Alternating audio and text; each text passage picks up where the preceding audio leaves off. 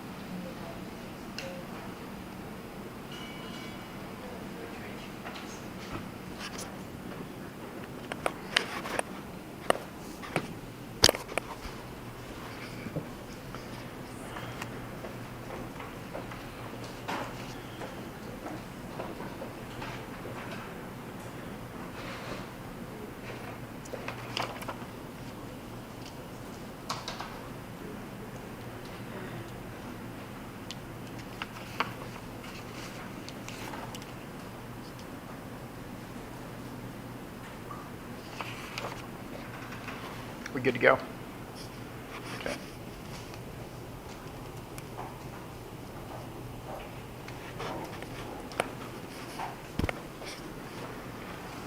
So there's in the case of surfaces, there's a very nice way of packaging the formula that we had, or the theorem that we had on the board at the end of the last lecture. So in theorem 9.1.6, we see, and this is actually for a Vey divisor, but it's for a complete fan. So I'm going to put a sign on each ray of my fan. And the sign on the ray is going to be positive when m and u rho are, when the dot product of m with u rho is greater than or equal to minus a rho, and it's a negative if it's less than minus a rho.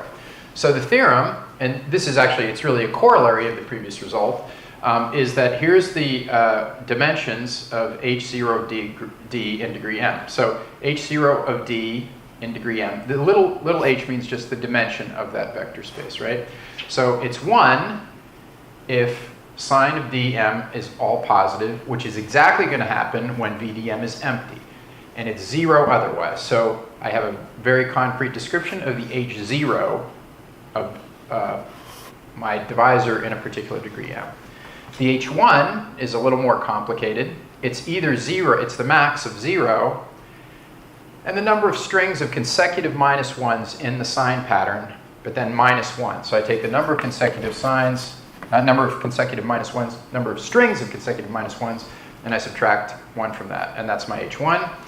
And then h2 is 1 if all my signs are negative, which is true if and only if VDM is a cycle, and it's 0 otherwise. And so a quick little illustration of this theorem, back to our canonical divisor on P2. On P2, we had these inequalities, and so with these inequalities, I put a minus sign on this ray, a minus sign on this ray, and a minus sign on this ray. That means my sign pattern is all minus 1s, and that means exactly that I have zeros for my h0 and my h1, and I have a 1 for my h2. And that's exactly consistent with what we saw before. So this is a nice little illustration of that. So that's the end of section 9.1. So section 9.2 is about vanishing theorems, and I'm going to cut out some of that but I want to include at least the highlights, so 9.2 vanishing theorems. So the first one, here's a lemma first.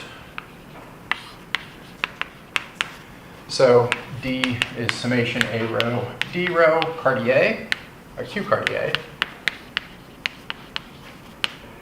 with convex support.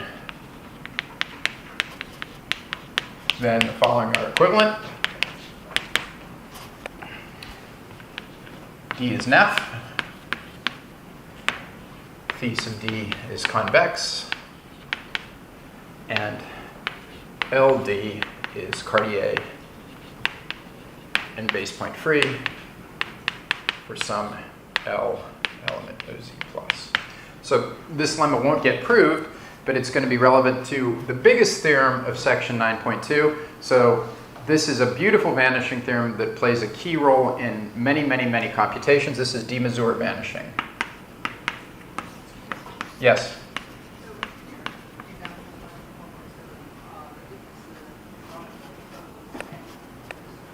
In the example, I can't hear you. So in the example, What was M? this was for our M was equal to minus 1, minus 1. That was the example that we did before. And our divisor was 3, right? So M dotted with minus 1 was 2, because minus 1 dotted with this ray is 2. The divisor, minus A rho was 3 here, right? And so, yeah, so that was for that one. All right, so de Mazur vanishing is that if D is Q Cartier and Neff and sigma convex support, then beautiful theorem, Hi of Ox sigma of D is equal to 0 for all I greater than 0. All the, in plain English, all the higher cohomology of a Q Cartier Neff divisor vanishes, as long as your fan has convex support. So this is a great vanishing theorem. So, and the proof is so nice that even though we are short on time, I cannot resist it. So I'm going to do it. So proof. By our lemma, which was not proved, but by 9.2.1, we know that phi sub D is convex. Right? We're assuming Q Cartier and Neff, and so there's Q Cartier and Neff, so Neff gives me convex. So what does this mean? So I want to fix an M and M and pick, say, V0 and V1 in VDM sup. So the definition of VDM sup, this means that inner product of M comma VI is less than phi sub D to VI. This is the definition of what it meant to be in VDM sup, was this condition held. So what? So now for T in 0, 1, T in 0, 1, we have the following. Let's start it over here. M comma 1 minus T V1 plus T V2 is equal to, of course, this is just distributive, so this is inner product of, this is 1 minus T times M V1 plus T M V2, which is less than 1 minus T phi sub D of V1 plus T phi sub D of V2. And that in turn is less than or equal to phi sub D, and I'll call that quantity, let's make it easy on ourselves, let's call this quantity star. Less than phi sub D of star. And this is since phi sub D is convex. And this implies that the support, this set VD comma M sup is convex. So now we simply apply, it's gone, but our signature theorem of the last lecture said that, well, maybe I put it in, let's do it. So the signature result of the last lecture was that 9.1.3 said hi of OX d m was equal to, or isomorphic to hi minus 1 twiddle of vd m sub of c. But by convexity, since this is convex, it's contractible, and so this thing is 0 for all I greater than or equal to 1 by convexity. So this is a great vanishing theorem and the basis for lots of other vanishing theorems. And the proof is really not bad at all. So I want to now state some other vanishing theorems. There's all of sections 2 and 3 are devoted to vanishing theorems. I just want to hit some of the highlights. So 9.2 and 9.3 have lots of vanishing theorems. But those vanishing theorems are going to vanish. So I tell my students that every math talk has to have at least one bad math joke. So we've now covered our one bad math joke. So let's see, which ones do I want to do? We did de Mazur vanishing. Let's do Toric-Serre duality and Battery-Rev-Borisov vanishing, I think is what we'll do. So let's do 9.2.7. And I'm just going to state it to give you a flavor. This is BATY, Battery-Rev-Borisov. So sigma is complete. D is Neff, and Q Cartier. Then HP of OX of minus D is 0 for all P not equal to the dimension of P sub D. Right, I've got a divisor. The divisor has a polytope, P sub D. If P is not equal to the dimension of P sub D, then the HP of OX of minus D vanishes. And finally, let's say, and then H. And so I guess this is complete fan, sigma complete fan, sigma sig contained in a complete fan. Yes? Why did you get from Q in the 9.2.3? In which, in where? In 9.2.3, the first one. 9.2.3. Because Q Cartier is more general than Cartier. I would rather have the most general theorem. Sure. Okay, I was confused about why, but I feel that, but I guess then imposes that. Well, so what? Can we do it just for weighted devices, and not for weighted devices that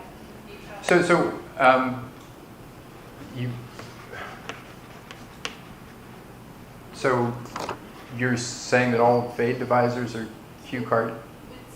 with support with feeding convex, a weighted device with feeding convex should have this property.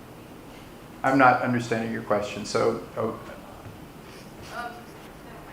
I let's talk. We'll talk at the end of the lecture.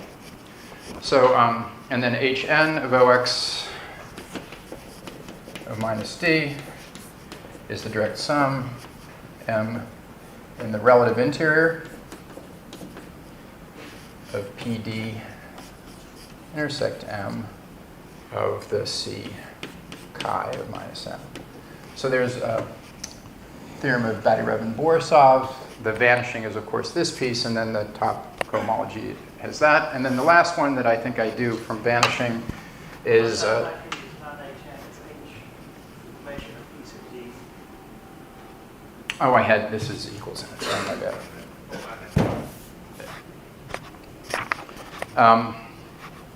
That was Battery-Rev-Borisov, Toric, Serre duality. Sigma, this is theorem 9.2.10. Sigma contained in M sub R, Rn complete. Then if D is Q Cartier, then HP of OX sigma of D dual is isomorphic to H n minus P K minus D. And if sigma is simplicial and f locally free,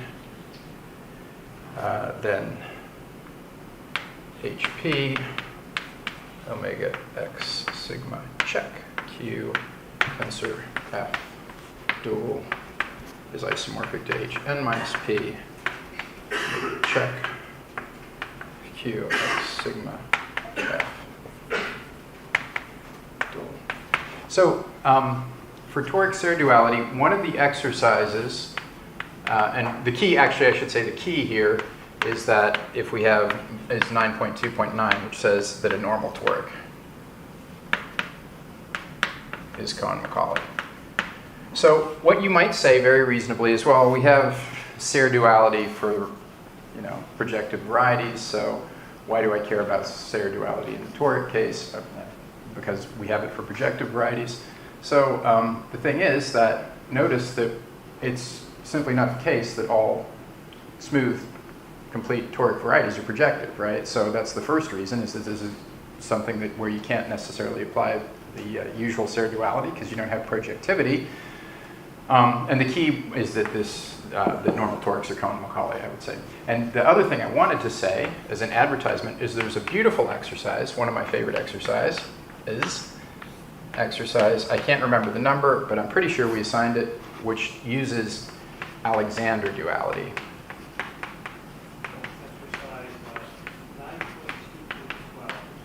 9.2.12 to prove this. So what Alexander, I'm going to just say one quick thing about what Alexander duality is. Alexander duality is if you have x contained in Sn, then it relates the cohomology of x and the cohomology of Sn minus x. So that's what Alexander duality is. And but it turns out to be very combinatorial in the sense that a lot of times what you do with this Sn, what's the sort of simplest simplicial avatar of Sn? Here's, for example, S2, right? So you could take a nice triangulation of this, and then you're taking some simplicial complex. And notice, anytime I have a simplicial complex, if delta is a simplicial complex on n vertices, then delta is sitting inside the n minus 1 simplex, right? The complete n minus 1 simplex is going to give me an Sn minus 1, or 4 vertices S2, and n minus, sorry, if I have a simplex on n vertices, that gives me topologically an Sn minus 2, right? And so it'll be a subcomplex of that, and so you can apply Alexander duality in that case. So it's a really pretty proof. There's lots more vanishing theorems in sections 2 and 3. I'm going to skip those, and we're going to move on to section 9.4, which is polytopes and differential forms.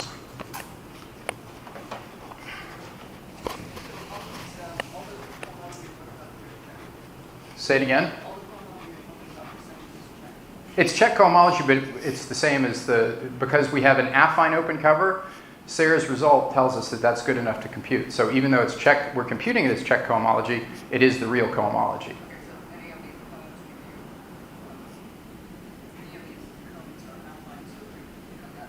That's right, exactly. So the check gives us the regular cohomology, and that was the reason for for emphasizing that check cohomology, despite the fact that a priori it's defined as a direct limit over all open covers. That if we have a nice cover, which is a cover of affine opens, then that's good enough to compute, and that's what we have here in the toric case.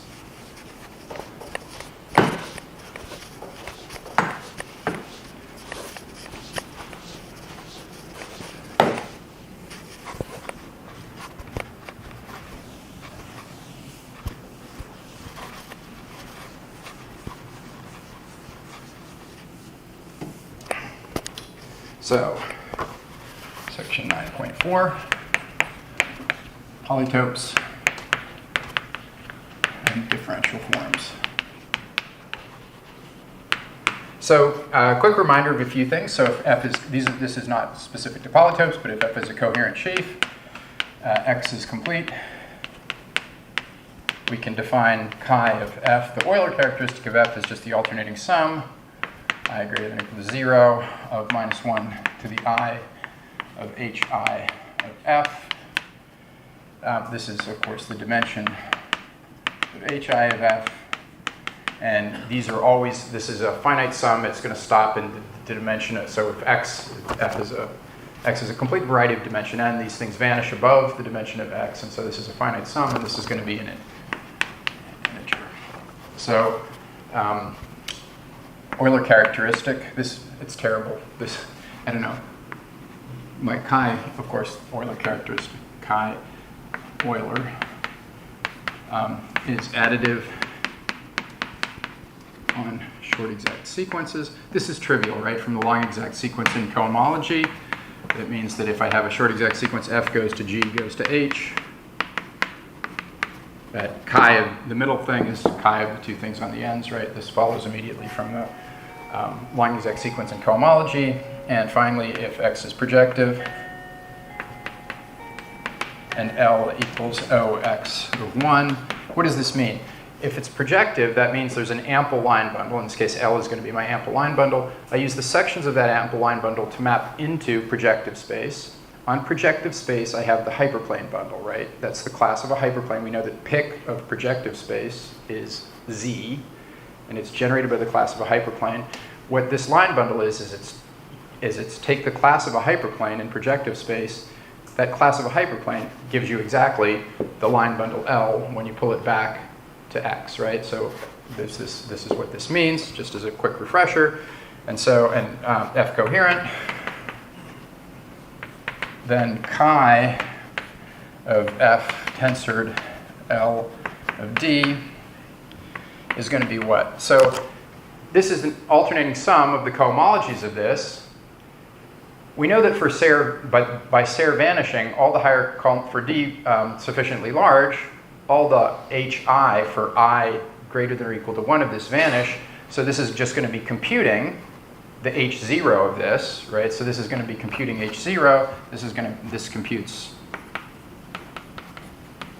H0 of F tensor L of D if I've taken D sufficiently large.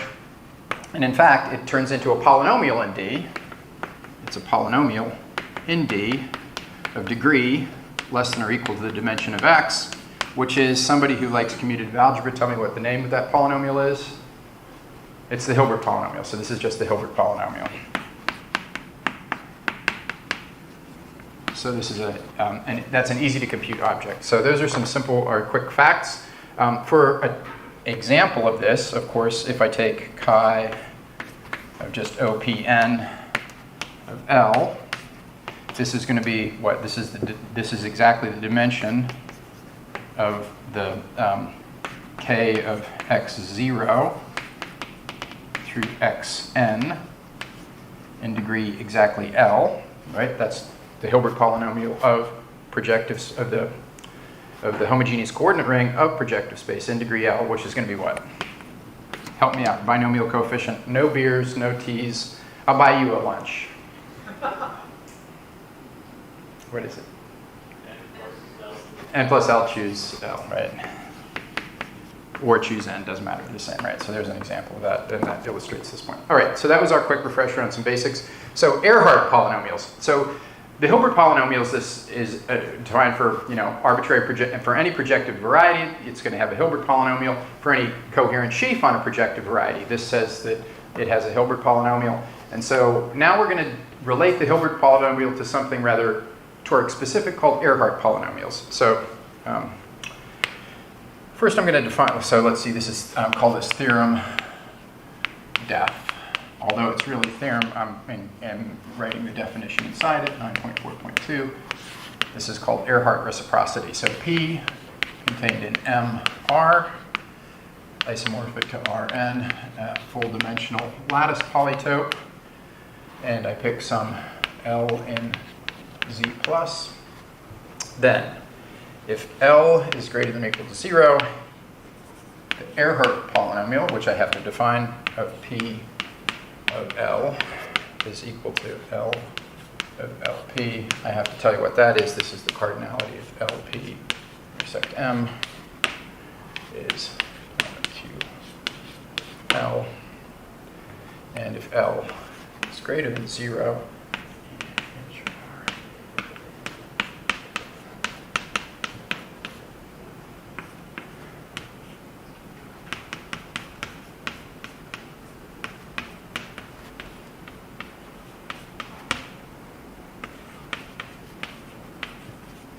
All right, so the Earhart polynomial of a lattice polytope is being defined here. So what is it? So you hand me a lattice polytope and an integer. I want to count the number of lattice points in that dilation of the lattice polytope, right? So the Earhart polynomial is counting that number of points, and it is a polynomial in L with rational coefficients. And when I plug in a negative number, so what do I get for a negative number, right? That's a negative number shouldn't be counted. I can't count negative dilations because I kind of went through myself, right? But in fact, what it does is it counts with a sign the number of interior lattice points. So, oh, and this, I guess I should be careful here. This L star P is this, right? I can't have a minus number of interior lattice points. So that's what this is. So this is the Earhart polynomial. I'm going to skip the proof of this and say that essentially the proof of this comes down to relating the Earhart polynomial to what? We know that these things are what? These are, on the one hand, they're lattice points, but what are they? They're also the global sections of the line bundle associated to some divisor on a toric variety, right? So these are the global sections, and so if you follow your nose, this is, what should this be? It should be, it's the number of global sections, right? Which is, it's going to be, which is H0, but what do we know about, we just were talking about things over here. This is going to be related to the Hilbert polynomial, right? So this is what's going on here. So the proof is basically uses Hilbert polynomials. And in fact, let's just say, Remember that P is an ample divisor. yeah, P is it. So I'm skipping the proof of that, and I'm going to go to one more theorem about lattice polytopes that I think is rather nice. Let me put it up here, maybe.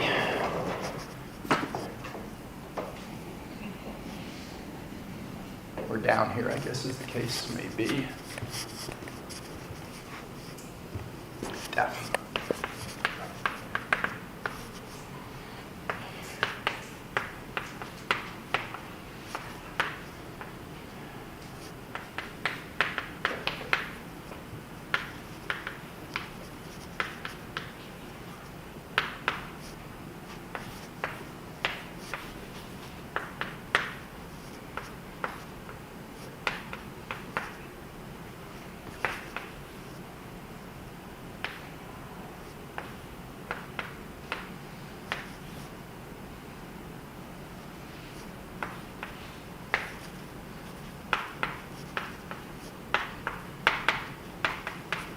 So I now define a special type of Earhart polynomial where I've got a polytope P, and I decorate that Earhart polynomial with a little p.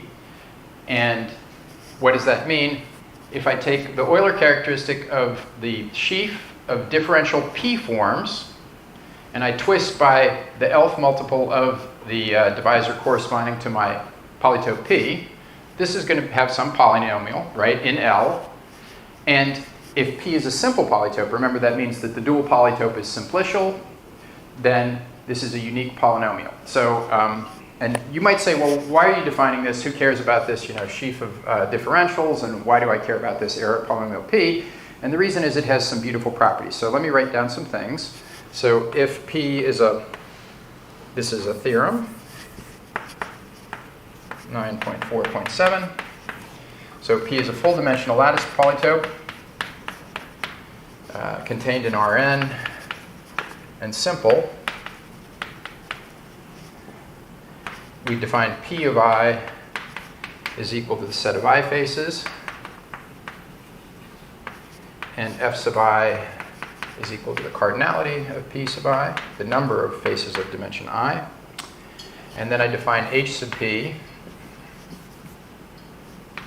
to be equal to summation I equals P to N minus 1 to the I minus P. And this looks like a very unappetizing formula, so I'm going to give you a little trick called Stanley's trick that relates, this is called the F vector, the vector of the number of I-dimensional faces, and the H vector, this is called, if I count the number, it's not the number of H-dimensional faces, but if I make this into a vector, it relates the F vector and the H vector. Minus 1 to the I minus P. I choose P. F sub I. So this looks yucky, right? Face vector is pretty intuitive. I have the number of edges, vertices, edges, two-dimensional faces, and so on. So the F vector is natural. This seems like an ugly object. It's defined in terms of some alternating binomial coefficients of the FIs. But it turns out the H vector has a lot of interesting things to say, too.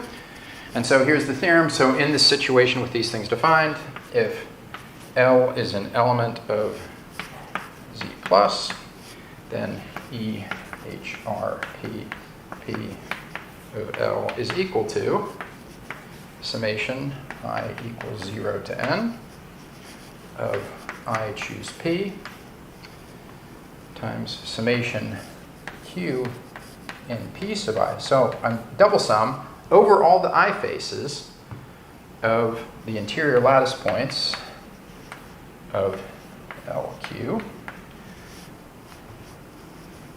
If L is actually just positive, I get a similar formula, which I'm going to dispense with because I don't think it's enlightening. And the last piece is that if 0 is less than or equal to P is less than or equal to N, then I have two things. I have that the Earhart polynomial P upper P of minus x is minus 1 to the n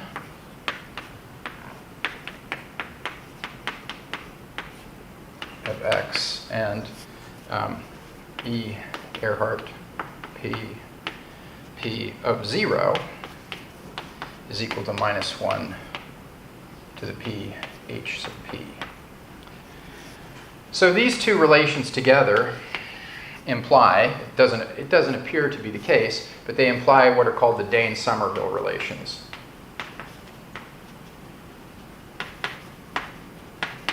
Which are that HP is equal to H sub n minus P. So, and in fact, what's interesting, although we won't get to it, is that this is for a simple polytope, right? This was, so an example of a simple polytope. Let me put this down here where we can see it.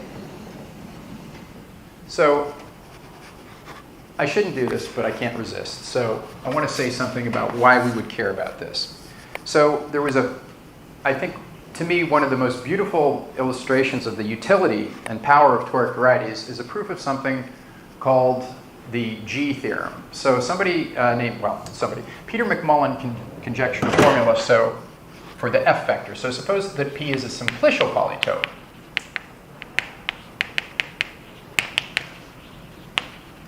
So all the faces are simplices. Octahedron being the picture to keep in mind. Here's a simple polytope. Octahedron has a dual. The dual of the octahedron is the cube. So simple and simplicial, right? So there was a conjecture made by Peter McMullen about what the F vector of a simplicial polytope could be, right? So F vector being number of vertices, edges, faces, and so on. So, and to state this conjecture, it's kind of interesting. So first I want to tell you about what the formula is down here that relates this. This is an ugly formula, right? So it turns out that one can define from an F vector. So the F vector of the octahedron, notice I'm going to include the empty face.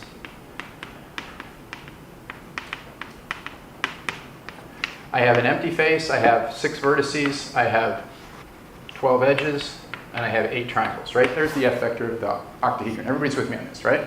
So I can convert the F vector to the H vector by a little cute trick. It is this formula, but it's this formula if you don't like to remember formulas. So what I do to convert the F vector to the H vector is I write the F vector down one side of a triangle, write ones down the other, and I do stupid Pascal. So instead of adding, I subtract. So 6 minus 1 is 5. 12 minus 5 is 7. 5 minus 1 is 4. 8 minus 7 is 1. 7 minus 4 is 1. 4 minus 1 is, 7 minus 4. You can tell it's late in the day. 7 minus 4 is 3. 4 minus 1 is 3. And this output is Monsieur le H vector. So it doesn't seem like it, but that's what it is. So when you figure out what that alternating binomial, that's what it is, right? So easy trick to remember. So I like this better. Why do we like this better? Symmetry appeals to us, right? So it's symmetric. And in fact, that's what this is right here. These are the Dane-Somerville relations. For a simplicial polytope, Dane-Somerville says the H vector is symmetric for a simplicial polytope. So I was talking about this conjecture of McMullen. So McMullen had three pieces. So there's three necessary and sufficient conditions to be an F vector. So the first condition is that and it's formulated instead of the F vector, you turn it into a question about the H vector, right? Because I can go back and forth. So McMullen's conjecture was you're the H vector of a simplicial polytope if, 1, you satisfy the Dane-Somerville relations, 2 and 3 are two conditions. One condition is that this is something called the Macaulay vector, which says that this is actually the Hilbert function of a Artinian ring. And so Hilbert function counts the dimensions. So this is the dimension of the degree 0 piece, degree 1 piece, degree 2 piece, and degree 3 piece. And there's a very specific growth condition due to Macaulay in the 1920s about the relationship of the coefficient in position I and the coefficient in the previous position. Those Macaulay's growth conditions, they're easy to prove. Well, relatively easy to prove, and so that's Macaulay growth vector. And the third one was kind of mysterious, and it said that basically if you take the differences here, so how would we get differences? Would quotient whatever, if this was coming from a ring, would quotient by a hyperplane, right? And then look at the difference. So if we look at h sub I minus h sub I minus 1 is positive up to halfway, right? And that was it. Those were necessary and sufficient conditions, right? And so the way that this theorem got proved was by Balera and Lee for sufficiency and Stanley for necessity.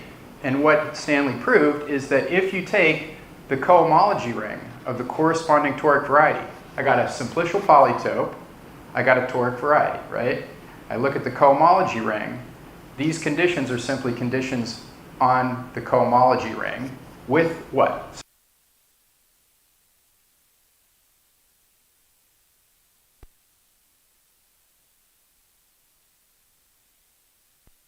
But it's something called an orbifold, which is close enough to smoothness that you have something like point grade duality. So this is point grade duality. This other condition, Macaulay growth, well, it's just because it's a nice graded ring. So of course you have Macaulay growth, that's for free. And this happy little thing is something called the Hard-Lefschetz theorem. So the Lefschetz theorem says it relates the cohomology of a ring with the Lefschetz theorem. Unfortunately, the Hard-Lefschetz theorem for orbifolds was actually, at the time that Stanley proved it, he used a result that turned out a proof of Hard-Lefschetz that was had a gap, but Hard-Lefschetz was subsequently proved for intersection cohomology, which you can find in our book. And so this uses Hard-Lefschetz theorem for intersection cohomology.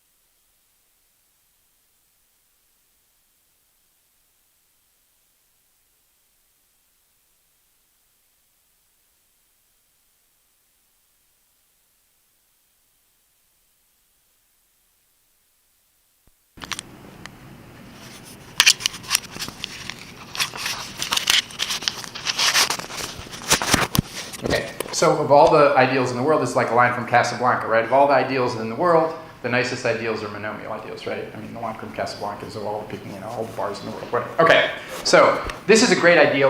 What I'm claiming is I can take and find a free resolution of this, which actually you're like, oh, but it depends on k. Well, there's something for monomial ideals called the Taylor resolution, and the Taylor resolution is a purely combinatorial object, and when I screw around with these k's, it doesn't really affect the Taylor resolution. So the point is that this is something I can honest to God compute. So I take a free resolution for this thing for k sufficiently large, I hom it into my M.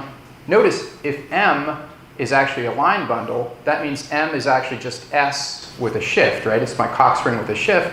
This is easy to compute. And so, in fact, I can compute this thing, and if I erase this, I can compute this in one fell swoop, and there's computer packages that do this. So if you want to actually do computations in non-trivial situations, I mean, like where we saw the numbers that David had up there for various phonos, I mean, you wouldn't want to do this by hand, but the computer can do it in those packages. So that's the raison d'etre for this, for the who cares. And now, in the last 10 minutes, we're going to prove it. So, some preliminaries. You guys ready? All right, that was a skeptical look. It's like my kids when I say, okay, time to go out for a family run.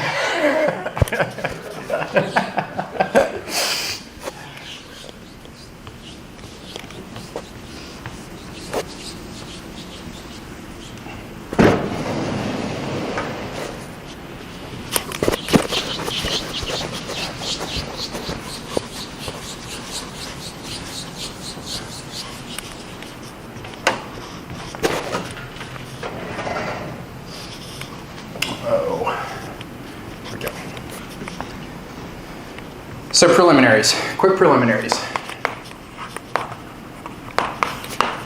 1. There we go.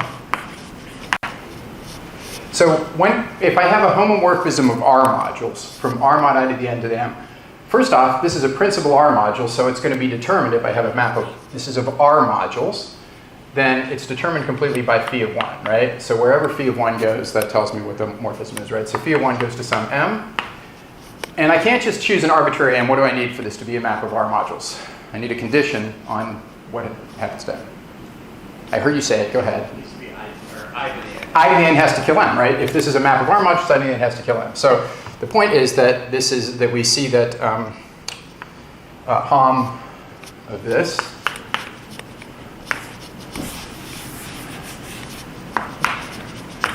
is just equal to,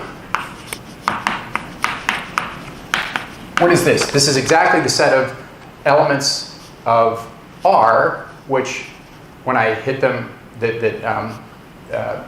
I'm sorry, this is the set of elements of M, which when I hit them with I to the n, they give me 0, right? So this is exactly the set of elements that are annihilated with it. So in particular then, if I take a direct limit over all n of this thing, I just get a union over all n, 0 colon I to the n m. And this is exactly hi0 of m.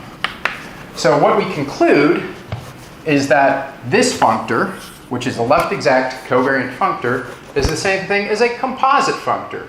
The direct limit, it's exact. It's not just left exact. This is exact and covariant. We know that hom, this is left exact and covariant. So in general, when I compose two functors, I get the spectral sequence of a composite functor. This is Grothendieck's spectral sequence of a composite functor. It's a fun exercise to do, honestly. That's not BS. The point is that because this functor is not just left exact, it's exact, I don't have to worry about some funky spectral sequence of a compositive functor. This thing preserves exactness, and so the point is that the derived functor of this is exactly equal to the direct limit of the derived functor of this is, well, of hom. So let's just say the derived functor. So it has derived functors hi, and this has derived functors direct limit over n of x I r mod I n m. So the point is that these things are equal. So that's where the x comes in. So if I want to compute, notice our theorem, we had this first thing that the sheaf cohomology was related to a local cohomology, right? And then here, the local cohomology turns into an x. Where does that x come from? It comes from exactly this relationship here, local to x. And you might say, what about that funky direct limit? The funky direct limit is simply that things stabilize for, then that's where that k sufficiently large piece came from. This k sufficiently large is exactly because this direct limit stabilizes, and so when I take a large enough power here, I get an equality there. So that's what's going on with the x's. The second thing is that local cohomology can be computed by a Cazul complex. So that was one.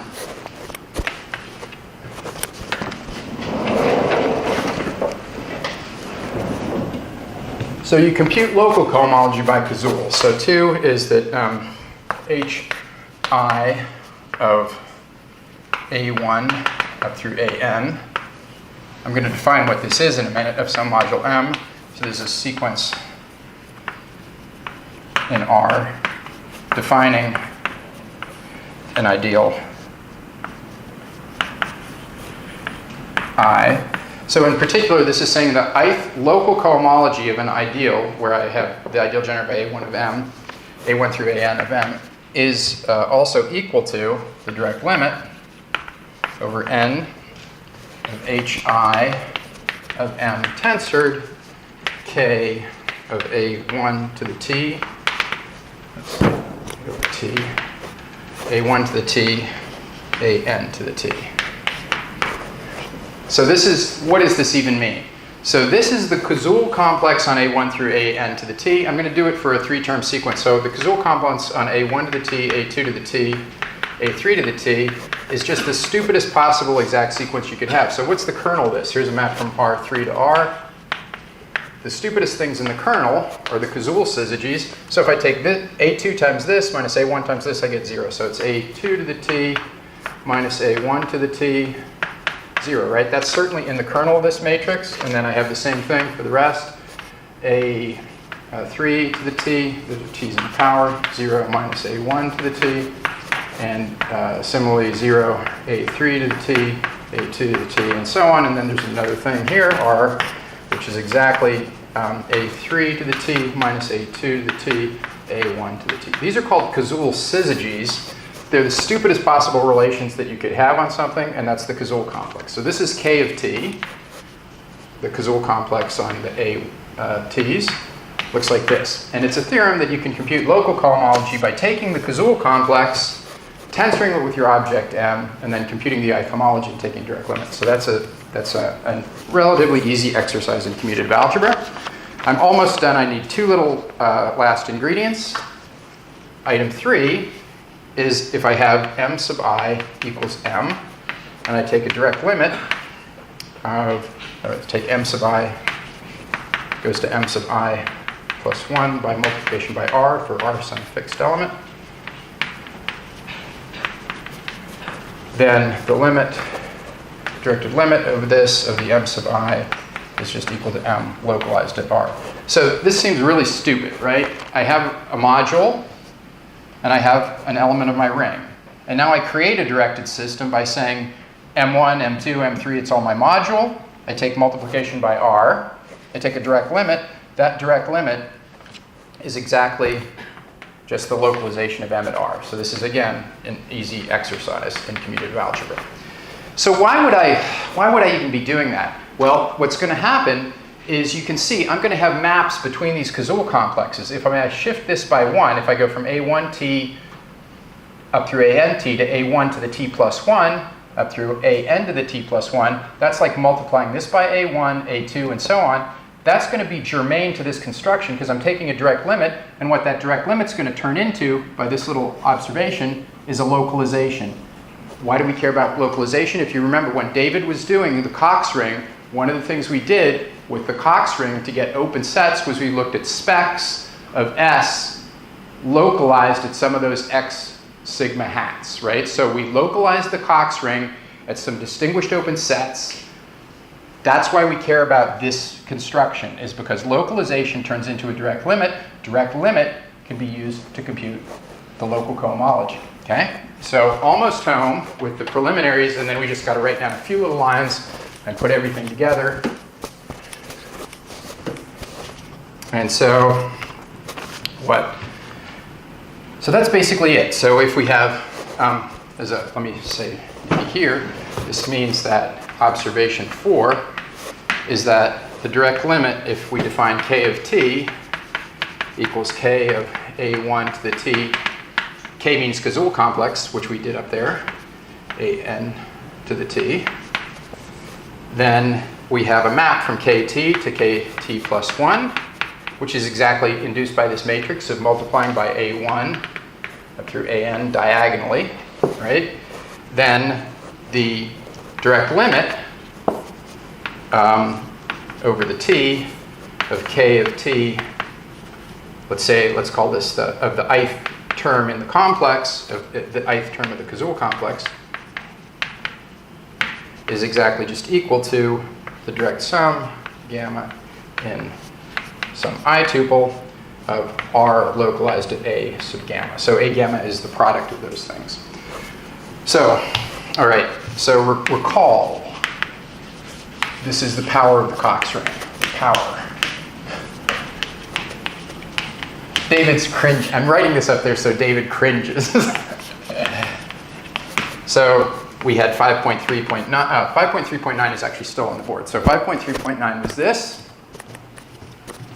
Correspondence. The coherent sheaf on toric corresponded to a finitely generated graded module over the Cox ring. But we also had let's put it over here. 5.3.3 was the f of u sigma was just m of x sigma check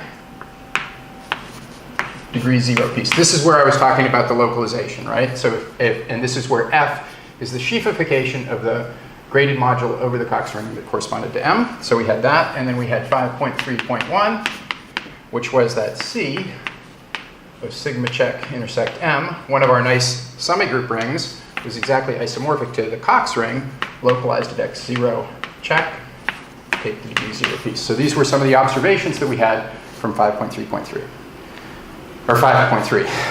So now we're ready to go. So now I want to prove those two results over there because they're fun and easy and nice. So sigma 1, or sigma n, is say sigma 1 up through sigma d is our cover. F is isomorphic to some sheaf associated to a finitely generated graded module. B sigma is our toric irrelevant ideal.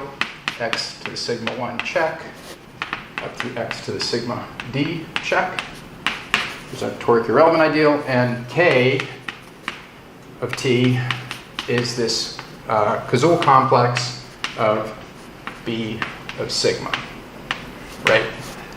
And t, right? Are you guys all with me on this? This is the picture. So I take a Cazul complex where I'm taking my, I take my toric irrelevant ideal, and then I take higher and higher powers of each of these. First I take them to the first, to the second, to the third. That gives me this sort of chain of things. That's my K of t, and now we're ready to roll. So what is hi of f? Hi of f is by definition hi, just the check cohomology, right? So I have 0 goes to the direct sum over my sigma i's of f of u sigma I, direct sum I less than j of f u sigma I intersect u sigma j, and so on, right? This is just check. So check that it's check, right? So that's the definition. All right, so our first step is to observe. We know that the f of u sigmas, these are exactly by our dictionary, these are exactly by this. I'm going to replace it. So this is hi. Kind of trivial, but I want to write everything out carefully.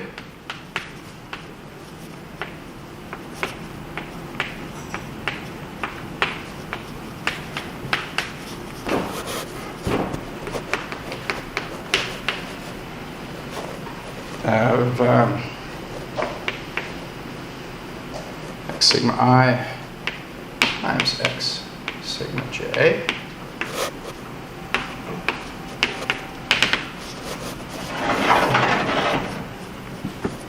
so far, all that we've used is this statement about the U sigmas. So now this is equal to hi of m tensored. Notice, this is just localizing m at a whole bunch of things, right? And what kind of functor is localization? Localization is exact functor. So I can get away with taking m and just tensoring it with this whole complex, I of s sigma I, oh, x sigma I, check.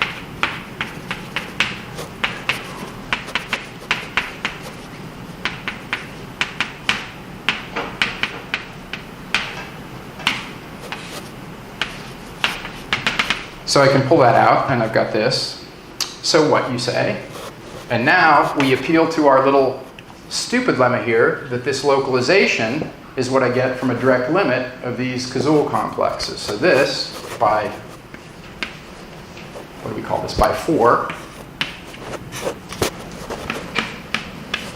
This is hi of m tensored with our direct limit over n of k, n, the first ones, and take the degree 0 piece of this, direct sum, direct limit of the Cazul complex, n, k, n, 2, and so on. So that's the Cazul complex. Those are the localizations.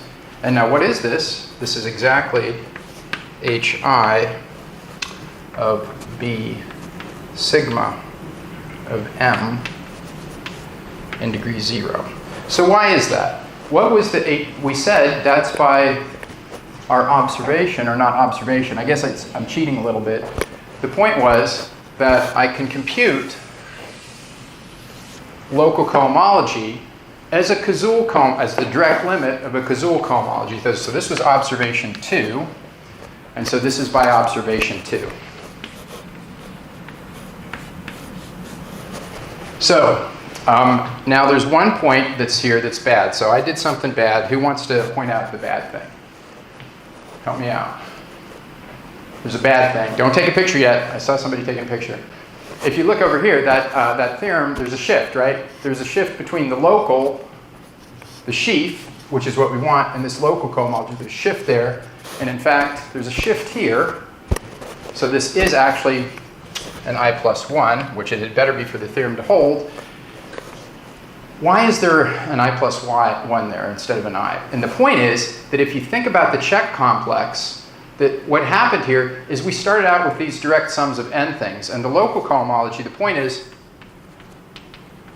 that sort of, if I take the Cazul chains, I really have something like r goes to r to the n, goes to r to the n choose 2, and so on, right? And so the point is that when we take these Cazul complexes, we've actually dropped a piece off. So I dropped this piece, so my shifting is off by 1. So this corresponds to, we drop a piece, or a term from the Cazul complex.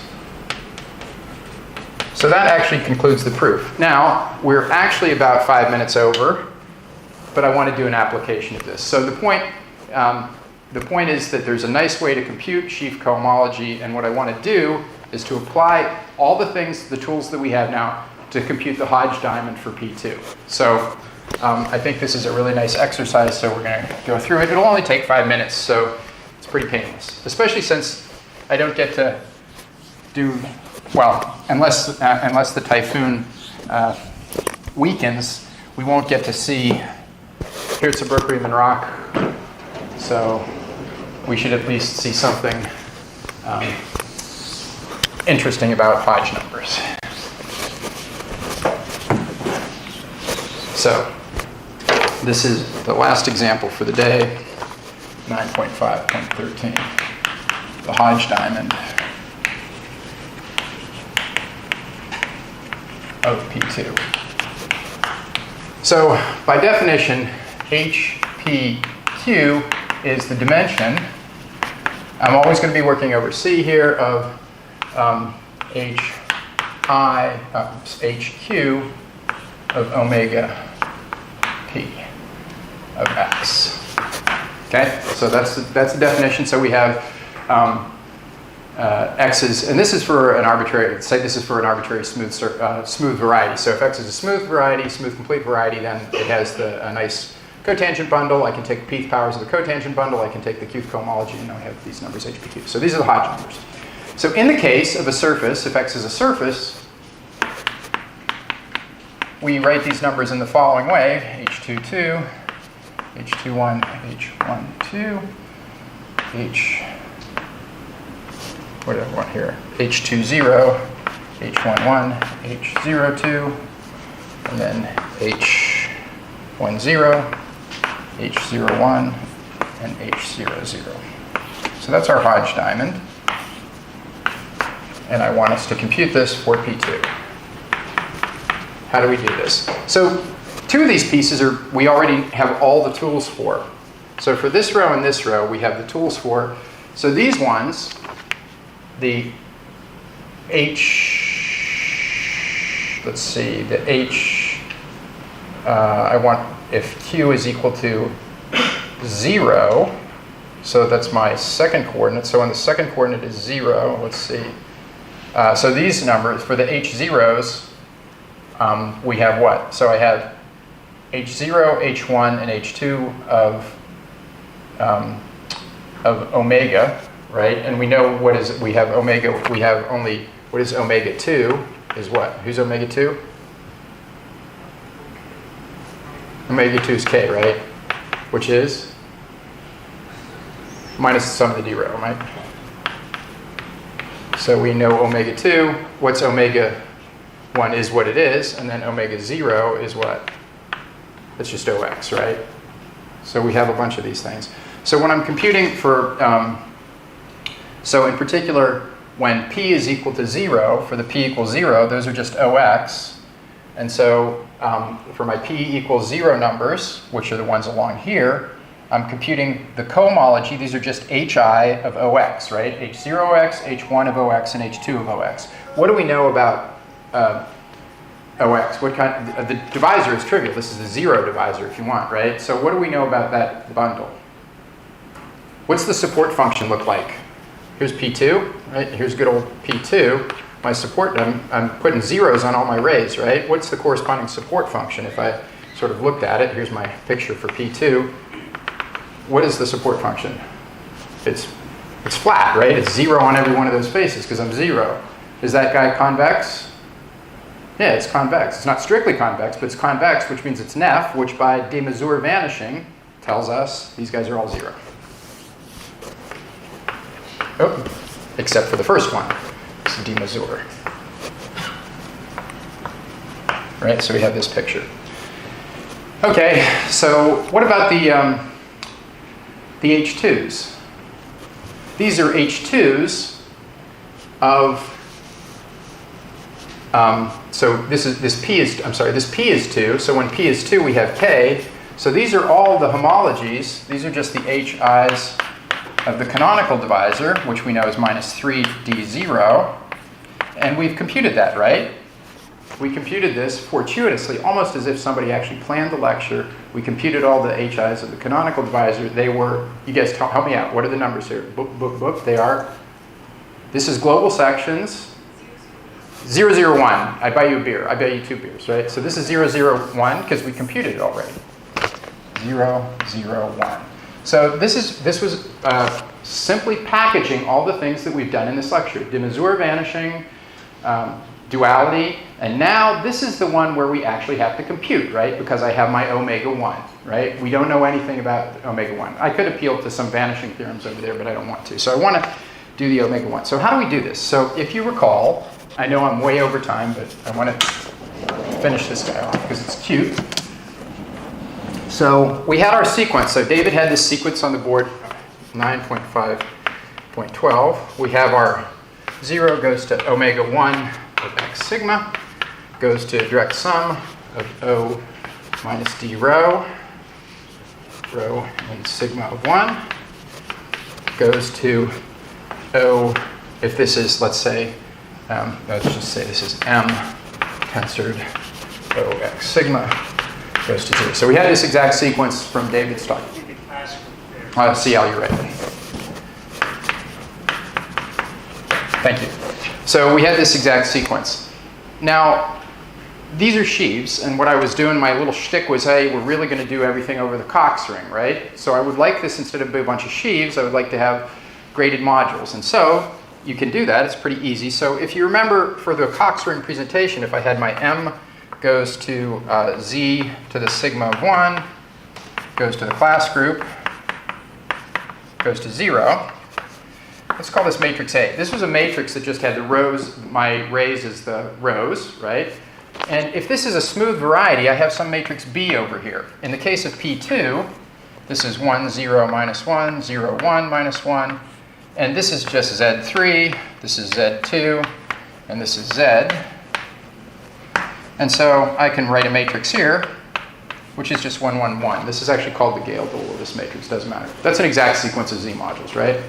So now it turns out that at the level of S modules, what this map is, this is just a direct sum, still over R row element of sigma of 1.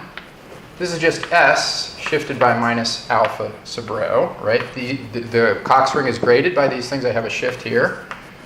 This is just S to the rank of the class group. And what's this matrix? This matrix turns out to simply be this matrix B.